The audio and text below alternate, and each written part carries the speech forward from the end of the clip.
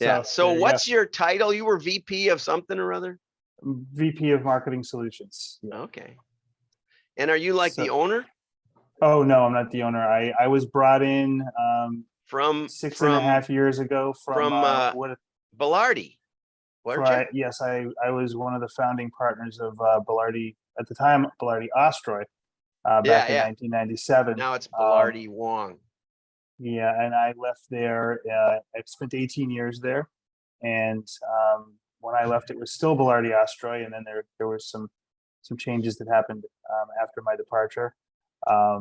And I came to LS Direct to launch the Boomerang Postal Retargeting Program. I know. I'm going to say that, though. But I'm going to give you a little one because I can edit all this up. Okay. So sure. Here I go. I usually start with a 5, 4, 3, 2, 1 thing. So I will. 5, 4, 3, 2, 1. I'm John Miglash for the WDMA, searching the world for marketing news every day. And I'm here today with Brian DeLaite. I admire his work tremendously, and I'm so glad that you're here with us today. He's Vice President of LS Direct Marketing Solutions, and he launched a retargeting product, and he was way ahead of the industry. And so we're here to get an update from Brian on the state of things and maybe some new uses of it and how it can work. So Brian, take it away. What's Thanks, new in retargeting with mail? What's new with retargeting? You know, it's really been an incredible ride for the last 6 years. We launched the Boomerang Postal Retargeting Program in the spring of 2016. We have seen high double-digit growth every year since then, and we have not seen a single vertical where postal retargeting doesn't work, with one caveat. The average order size has to be large enough to justify the expense of the program, because we're mailing first class. People browse one day. We built in a day of latency to allow your other digital retargeting efforts to convert people, and we suppress anyone that does convert in those cases. But we're mailing first class, so first class isn't cheap. And these days, with the paper industry and the state that it's in, paper isn't cheap, ink isn't cheap, labor costs aren't cheap. But we own the whole process here, so it really allows us to control everything from concept to conversion. So we have creative services in house where we can help people develop the postcards. We do all the data modeling here for all the browsers. We send everything to our print facility in Albany, New York, and we're in the mail the same day that we send the file up. So we build in that day of latency, and then we're in the mail the next day. So average tickets have to be really over $100. They can be in that $75 to $100 range. We'll mail a smaller 4x6 version, but most folks are mailing a larger 6x9 postcard. Regardless of the vertical, we have not seen a vertical where it doesn't work. So we're talking men's apparel, women's apparel, gift, home decor, jewelry, cosmetics, really across the board. Even in the nonprofit market, we're starting to see some real traction there with folks that are particularly around the holidays. So it's great, and we've done some analysis for people that mail catalogs. Looking to see if there's any cannibalization that might happen there. Some people are concerned that, hey, I'm mailing a catalog every month.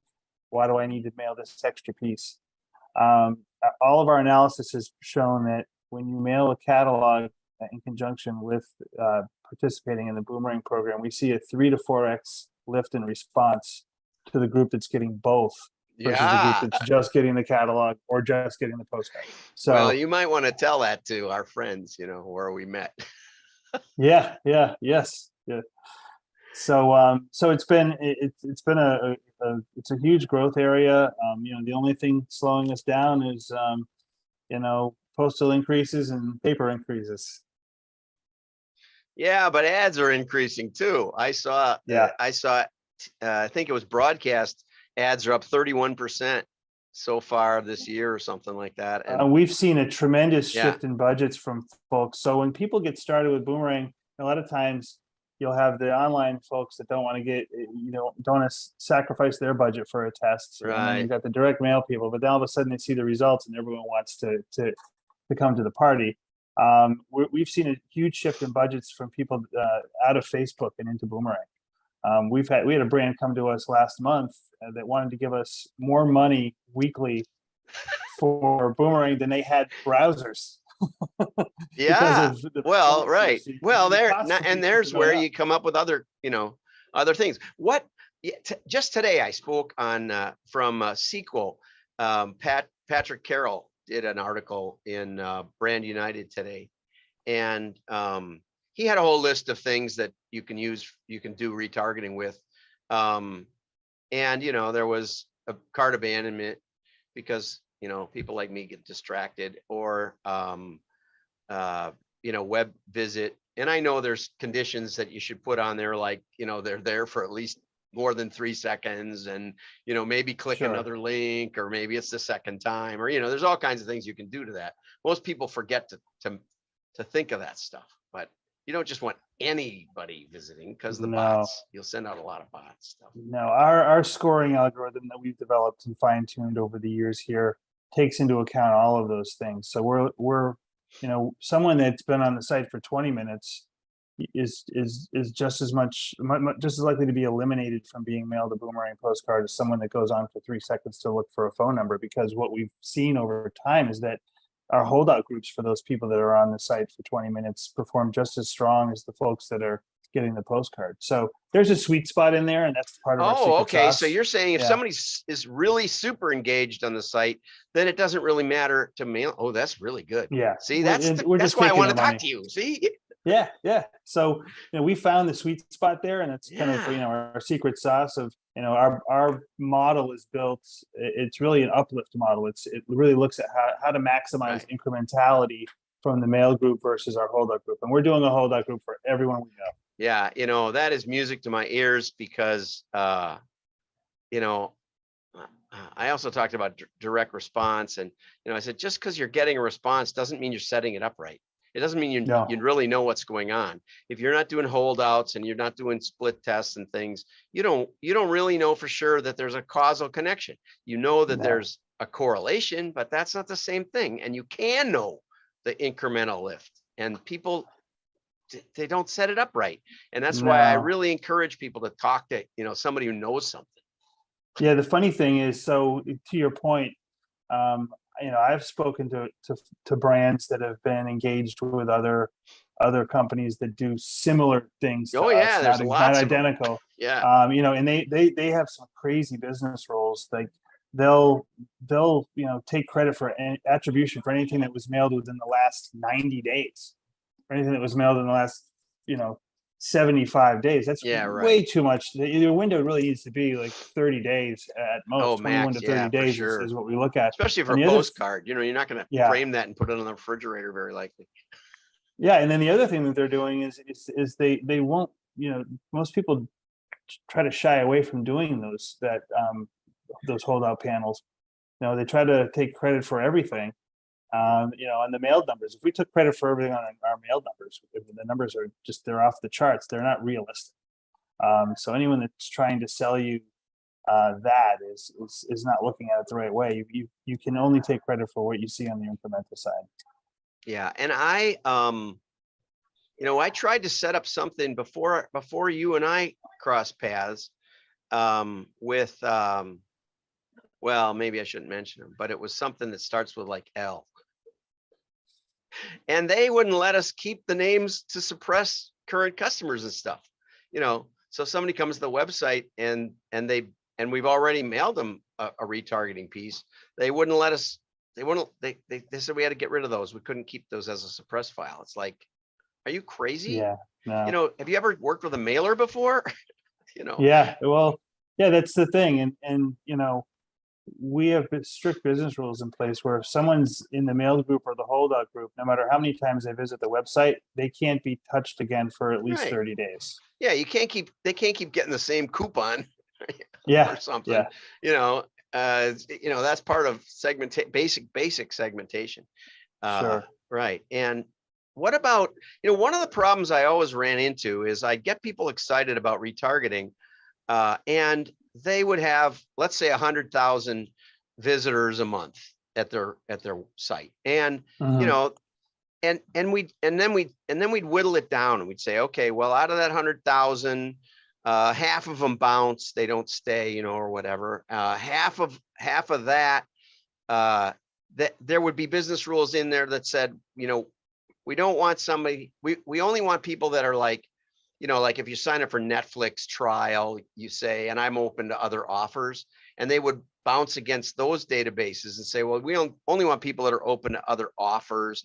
And by the time we whittled, or, and then we'd look up the rest, maybe we're down to 20,000, and we'd only find 25% matches. And so for 100,000, it would go down to 5,000. And it's just not, it's going to be great return on investment, but it's not scalable, kind of like you said. So how is that?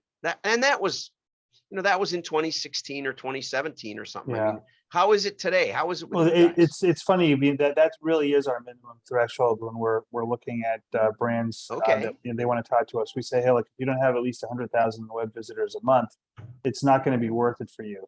Yeah. I mean, you can We do it, do won't hurt, right? sure, Yeah. you can do it, but you're just, it's not scalable for you because we do have only mail permission based prospects, so we are Okay. doing So you exactly do what want to, you're you do saying. that check, right? Okay. Yeah, so we want to, if you haven't agreed to receive third-party offers and you're a prospect, we completely disengage with that browser.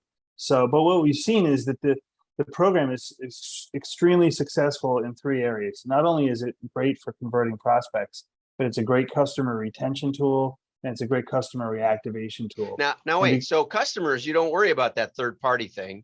You just, because you No, already just have the a prospects. relationship. Yeah, Yep, exactly. yep. It's a different thing. Okay, right. And what kind So, of triggers do you use for customers? well, because we own all of our presses are digital presses, so everything Right. we print is on demand and it's one to one. We can address people by first name. We can use variable promo codes. We can do all the A/B testing we want. So we can do maybe there's no offer to an active customer, and maybe a lapsed customer. We give them a 20% off, and maybe we do the same thing, or 25% off for a prospect to try to convert them. But we can, based on which cohort they fall into, we can variabilize the promotion when we're speaking to them. Okay, and so you find, but is there a customer trigger? Are you just looking at lapsed customers, or We look at a bunch of different things. Depending on what the goals of the brand are. Some people say, hey, look, I've got a really robust email trigger program to my active customers. I'm mailing them catalogs every month. I really don't need to re-engage with them with the postcard. But I'd love for you to help me re-engage with the lapsed customers and the prospects. okay. Another thing we'll do with active customers is, they may have a really robust program with their on the email side with their active customers, but if they've got 20 to 30% of their customers that have opted out of email, they're not Right. re-engaging with them. So what we'll do is we'll just re-engage with the active customers that have opted out of email, because that's really the only way for them to get back in front of them. Okay. And what about demise of third-party cookies and Yeah, iOS changes, and and GDPR and CCPA, and now Colorado, I don't know what they called theirs. every Uh, state's got something going on. It yeah, seems. yeah. Virginia, I think, These and others. all these regulations, and some even include retargeting, at least digitally. I don't think mail is hardly ever mentioned. One of the printers in Canada I was on a chat with, he said, yeah, they'll never do that because the government makes money on mail. And There you go. it was a really There you interesting go. point. But the article made the point that, this is a way to re-engage with your existing customers, especially. But what about like rented lists? Do you ever do a campaign, or if they're mailing some rented lists, do you ever take those names, and if they visit, or if there's a special QR code or a landing page and they visit, do you retarget with mail just on the basis of a mail to mail or a mail to web? interaction? We don't, but we can track that on the back end. So we'll be able to match back to people's mail lists and say, okay, this group was a prospects that received a catalog from you in the last Right. 30 days. This is a group that's coming in purely online. We can see what the difference in performance is. Okay, and, right. And a lot of times, because of the way the co-op databases are set up, they're sending over great prospects to people that are direct mail engagers anyway. Mm-hmm. So those people are going to naturally, with our scoring algorithm, we're going to naturally percolate to the top anyway, into the group that we'd probably be mailing. So we see that a lot. So if I'm a brand that maybe has never even tried mail, but Facebook isn't working like it used to, and it's the cost per click because my competitors figured out what I was buying have now gone through the roof. Yeah. Yeah. Sure. Happens all the time. Is that the kind of progression that you'd suggest to me if I called you up out of the blue and said, hey, I'd like to, I don't know what else to do. In fact, I had a guy call me, a retailer in Chicago. He said, I don't know what else to do. None of my stuff is working anymore. Is the Boomerang program maybe, especially if they're doing media already, right? And driving traffic to the web. Absolutely.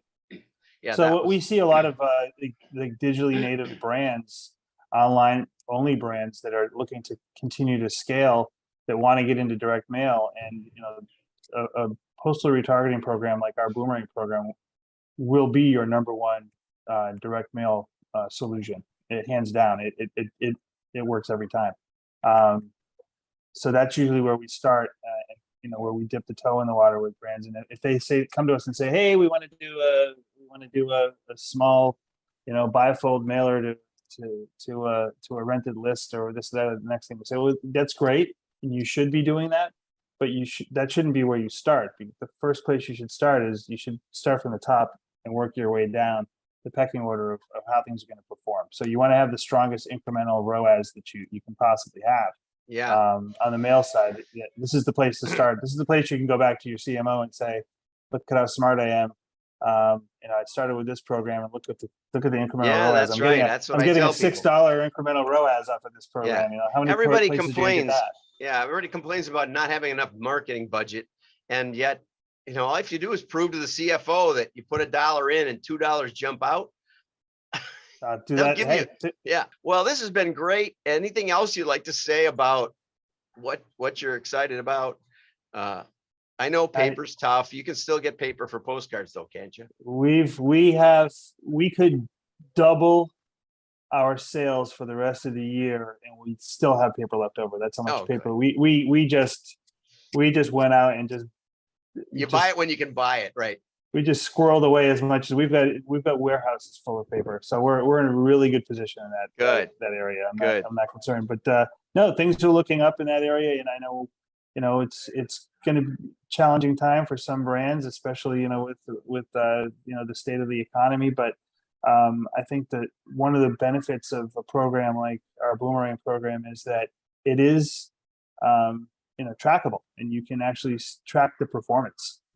If you set it up right, you can even get incremental causal impact.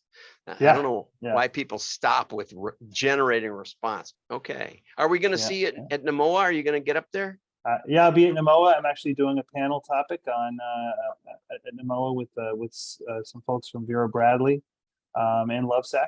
Okay. Maybe another brand is a panelist to be named later. Oh, okay. Have a great day, Brian. Everybody like and share this, and your friends will know you're smart.